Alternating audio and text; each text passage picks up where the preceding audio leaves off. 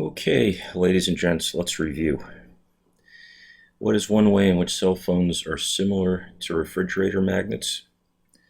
Well, a cell phone uses electromagnetic radiation to communicate, and a refrigerator magnet uses magnetism, again, electromagnetic waves, to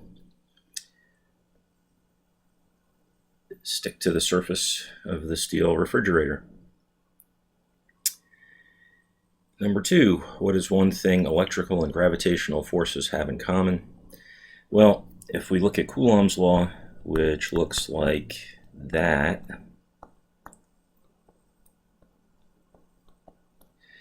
and Newton's law of universal gravitation, it looks like that. You notice that they both have the 1 over r squared term, so we will say that both are proportional to 1 over r squared, or they're both inverse square laws.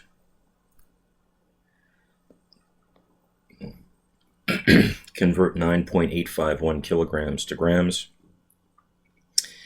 So we just have to realize that the prefix kilo means 1,000, and so what I do is I multiply by 1,000 grams per kilogram. The kilograms divide out, and that leaves me with 9,851 grams in every kilogram. Okay, hope that makes sense. So that's going to be letter D here. Where are Newton's laws of motion valid? Well, on our scale of things, they're really kind of valid every place. But if you look at the questions, what they're referring to is reference frame. And where they're valid is really the inertial reference frame. Well, as opposed to what? Well, there's such a thing as an accelerated frame of reference. Let me make an example. You're moving along in a car, and you apply the brake, and from within the accelerated frame of reference in the car, there seems to be some force as the brake is applied, drawing you toward the dashboard.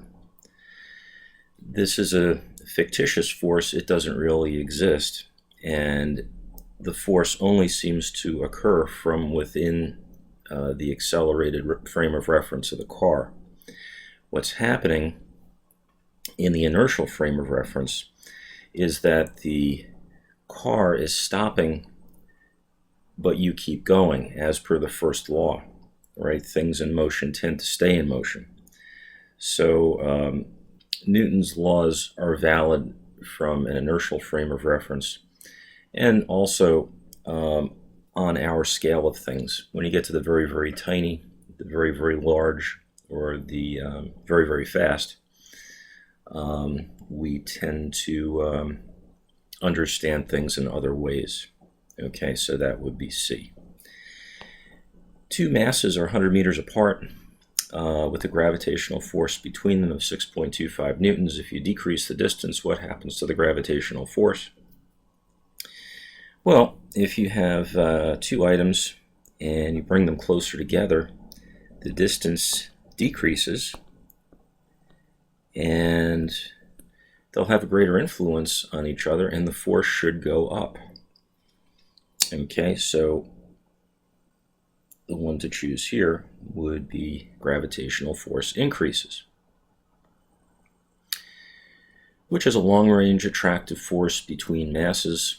Well, the only fundamental force that has anything to do with mass, really, would be gravitation. It also acts over the long range.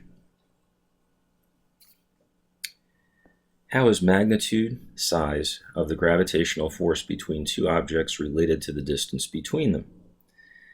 Well, I think we said this before. Force is a universal gravitational constant. Mass 1, mass 2, over the distance between them squared. We call this an inverse square law. We say, actually what we would say is that it's inversely proportional to the square of the distance. So that looks like it is choice B. In a uniform gravitational field, center of mass and center of gravity are going to be in the same position. Okay, those are really not going to change much, so long as gravity is uniform. In a non-uniform gravitational field, remember our Venn diagram, which deals with weight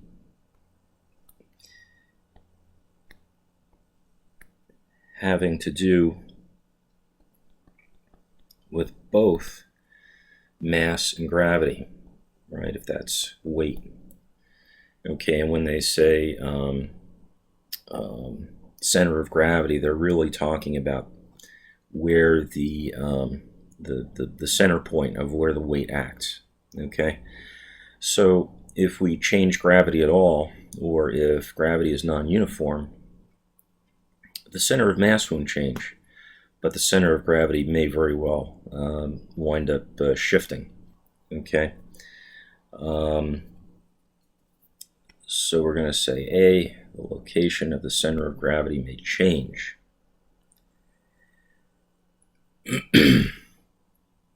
What's the most common type of fusion reaction? The joining of hydrogen to form helium. So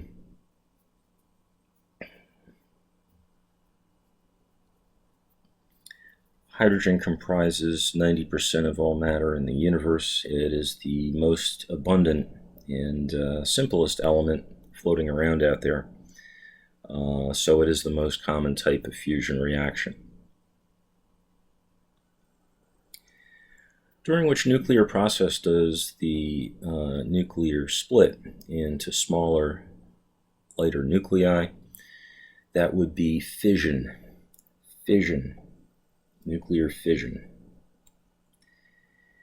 And nuclear power plants use nuclear fission reactions.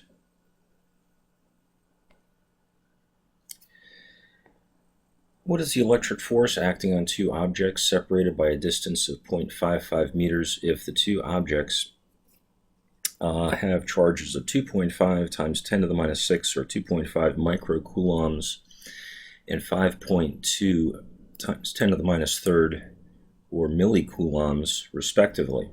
Okay, instead of using 8.99, I used 9 times 10 to the ninth for coulombs constant.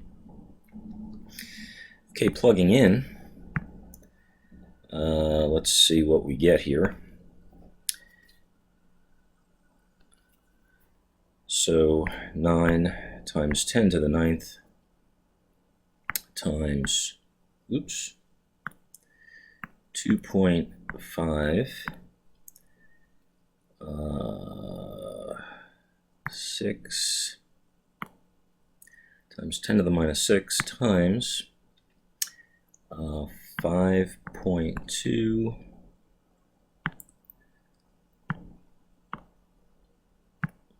Okay, so there's our numerator. I'm going to divide that by 0.55 squared, and that's going to give me approximately 387. See if that's a choice. Well, if I round to two significant figures, it's actually 390. So the answer there is D. Two metal conducting spheres are fixed in place and have charges of 25 hundred thousandths and 15 hundred thousandths of coulombs of charge and separated by 0.85 meters. What's the electric force between them? Well, we're going to do the same thing. Okay. Hard for me to grab that. Uh-oh. I'm going to clear this out first of all. I'm going to say 9 exponent 9 times 1.5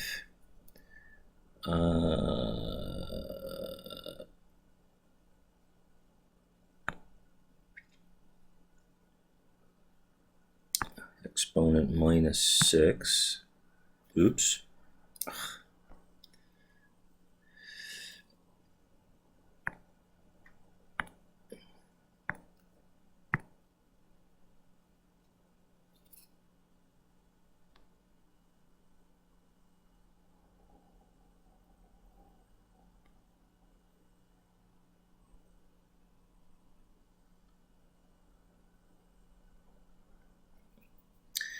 1 times 1 point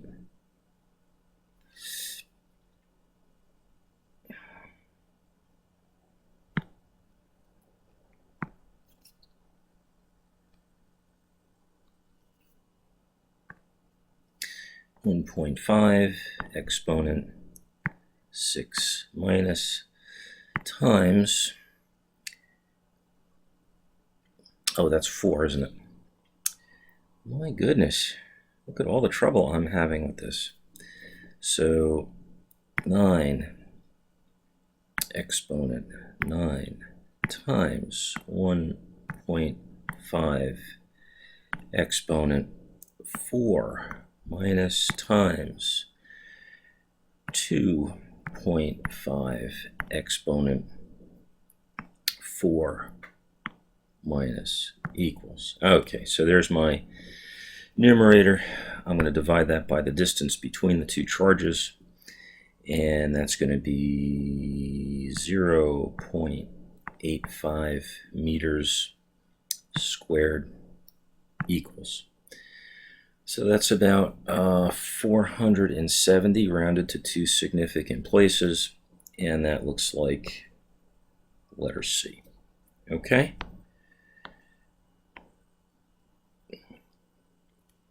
Why are the covers for electrical outlets made of plastic? Well, plastic is an insulator. It would be a bad thing if the cover for electrical outlets, the full voltage was available on the cover of an electrical outlet. It would really be a bad thing for safety.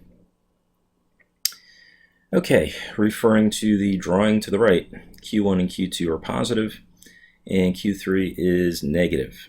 Okay, so we're given 4 choices as to which way the force on Q3 is acting. Well, since all these charges are lined up horizontally and not vertically, we're going to discount up and down right off the bat, so that's not possible. We notice that these are opposite charges, so they must be attractive. So the force acting on Q3 is going to attract it to the other two charges and is going to act toward the left. Okay, I hope everybody sees that. A 10 Newton force is required to keep a certain object moving in a circular path of radius 18 meters at 6 meters per second. What is the mass on the object? Well, the formula for centripetal force is mass times velocity squared, the tangential velocity squared, divided by the radius. If I solve that for m, I get this over here.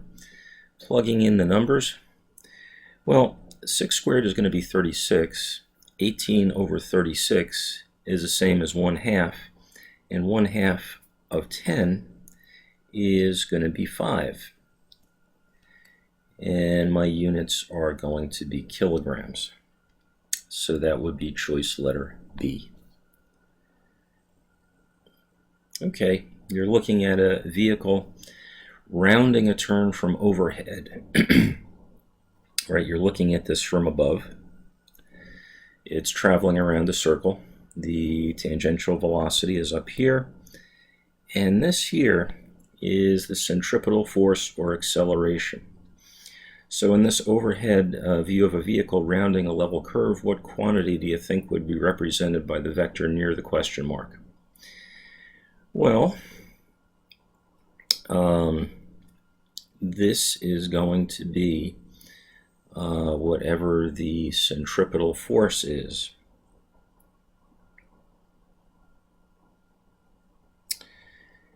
And actually, you could have, well, you could really say two things, right? You could say it's centripetal force. Actually, you could say three things. This is not such a great question. So it is a centripetal force. The centripetal force here does happen to be the friction between tires and road, because if this car were moving over an ice patch here, there actually wouldn't be any force acting on the car. And it could also be the centripetal acceleration, because that's also a centripetal quantity. So it could actually be any three of those things, and I would probably give credit for any of those. Okay, a child rolls a toy around on the end of a string. What most likely keeps it moving in a circular path? Well, you can't push anything with a string, so you can't have compression in a string. So the only choice is really the tension in the string. Which formula is used to find centripetal acceleration? Well, it's A is equal to v squared over r. Okay, a friend claims that there are just two forms of energy, kinetic and gravitational potential. What's wrong with your friend's statement? There are many more types of energy. Energy just doesn't stop at motion and gravity, or gravitational potential energy. There's many, many types of energy. Okay, 22. A certain object has 11 joules of kinetic energy while traveling at 22 meters per second. What kind of speed does it need to have 15 joules of kinetic energy? Well, what we can do, and what I did off to the side here, I just said that kinetic energy afterward over kinetic energy before.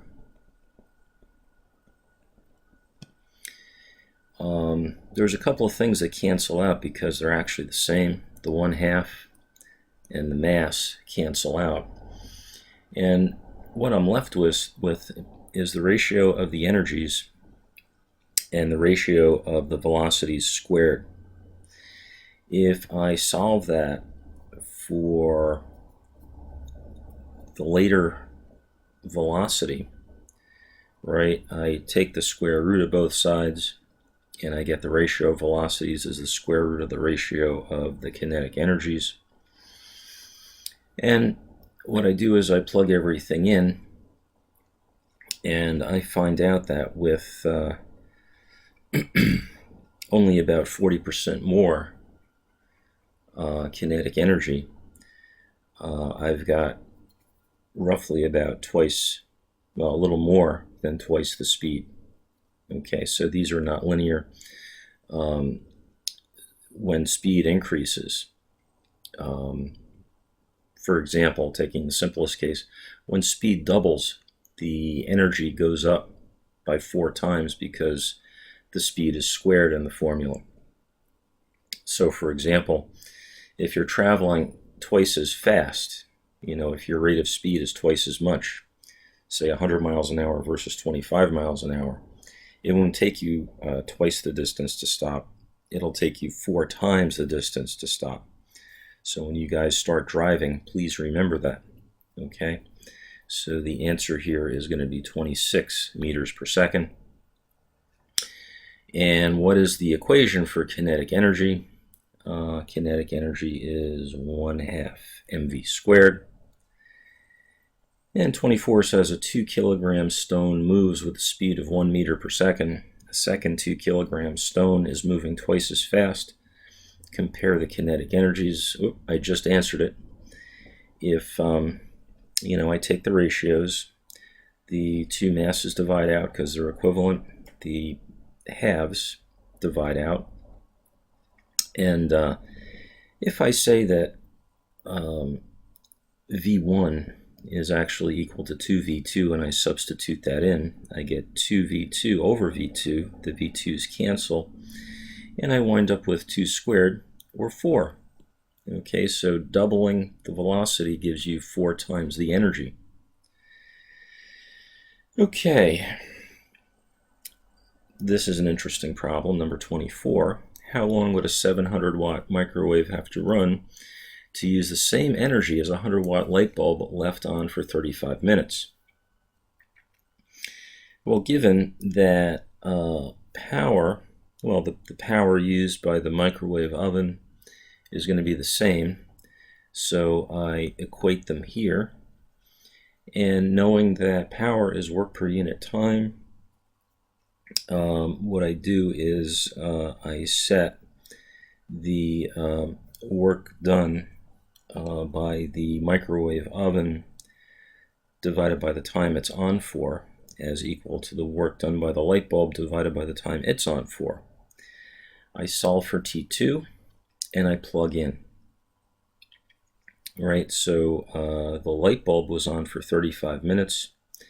Its power is 100 watts, and the microwave oven's power is 700 watts. So the watts, or the power, divides out. 100 over 700 is actually 1/7, and 1/7 of 35 is going to be 5 minutes. Okay, so if the microwave oven is on for 5 minutes, it will use the same energy as the 100-watt bulb left on for 35 minutes. So the answer there would be D. Which of the options below is work not being done? Well, let's see. Work, by definition, is force times distance.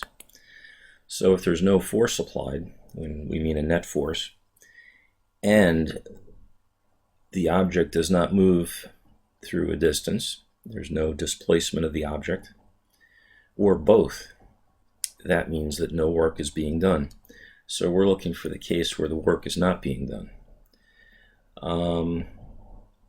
So if you have a stack of books sitting on the floor, well, plenty of force going on, but there's no displacement. So C is clearly the case where no work is done. Okay, listen.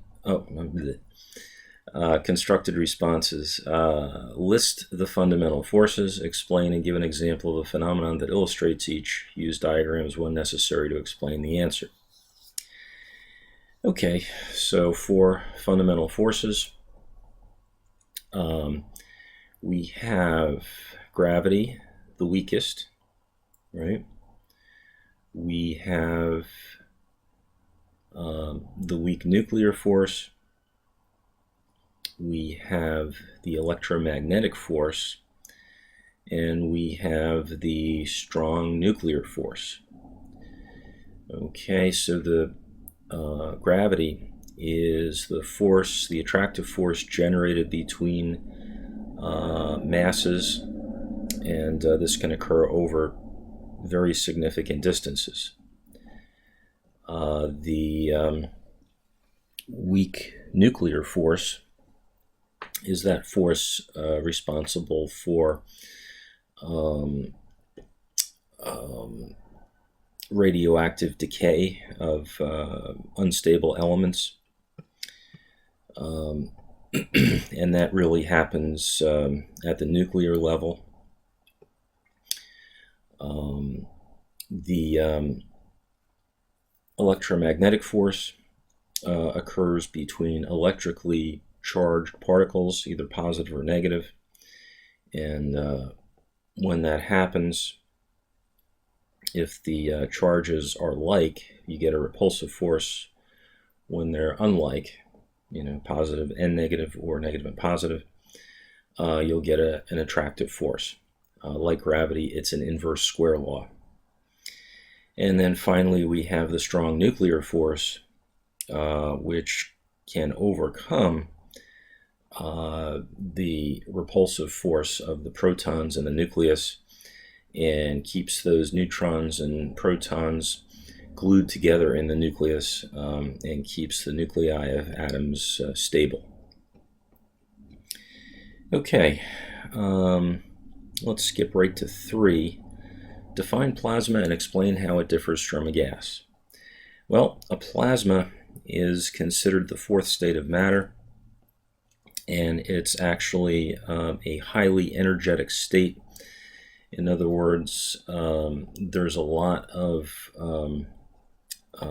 kinetic energy happening there, so much so that a plasma is characterized by having some or all of the orbiting electrons stripped away from the atoms, stripped away from their nuclei, causing there to be causing the atoms to have a positive charge, positive ions, and together with free-floating negatively charged electrons.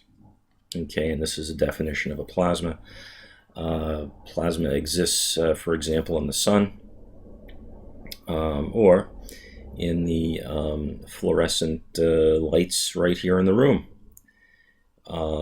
Electrically, what happens is there's a high voltage placed through the gas in the fluorescent tube. It emits actually light in the ultraviolet spectrum, which causes the coating on the inside of the tube to fluoresce or emit light in the visible electromagnetic spectrum that we can see. Okay, and number 2 we'll do last. It says calculate the average force of gravity on the planet Neptune due to the sun. Okay, let's see. Well, force is G m1 m2 over the distance between their centers squared. So we have 6.67 times 10 to the minus 11 Newton meters squared per kilogram squared. Okay, and the mass of Neptune is 1.02 times 10 to the 26 kilograms times mass of the sun, which is pretty substantial, 10 to the 30th kilograms.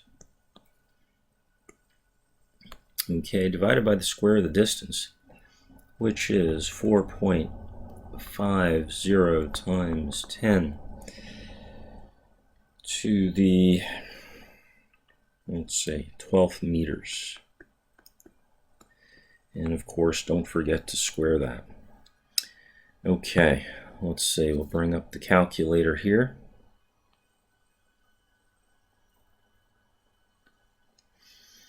And I'm going to clear that out. So 6.67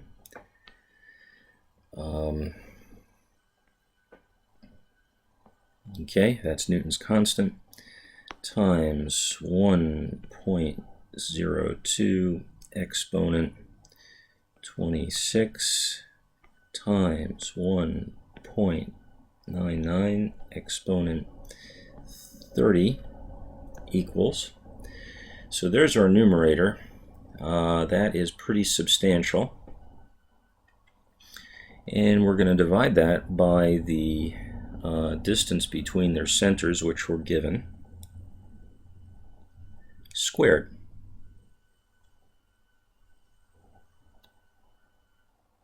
Okay, so I'm going to divide that by 4.5 exponent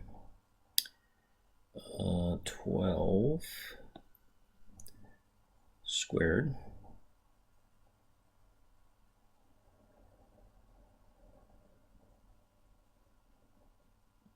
Ooh, that turned up as square root. Okay, I'm going to clear the entry. Divided by 4.5 exponent 12 squared. Oh, that is, okay. Equals. Okay. So that's about 6.7, well, 6.69 times 10 to the 20th. So 6.69 times 10 to the 20th newtons. That is a pretty big number. Okay, is this force smaller, greater, or equal to Earth's? Well, use the information to compare the speed of these two planets move around the sun.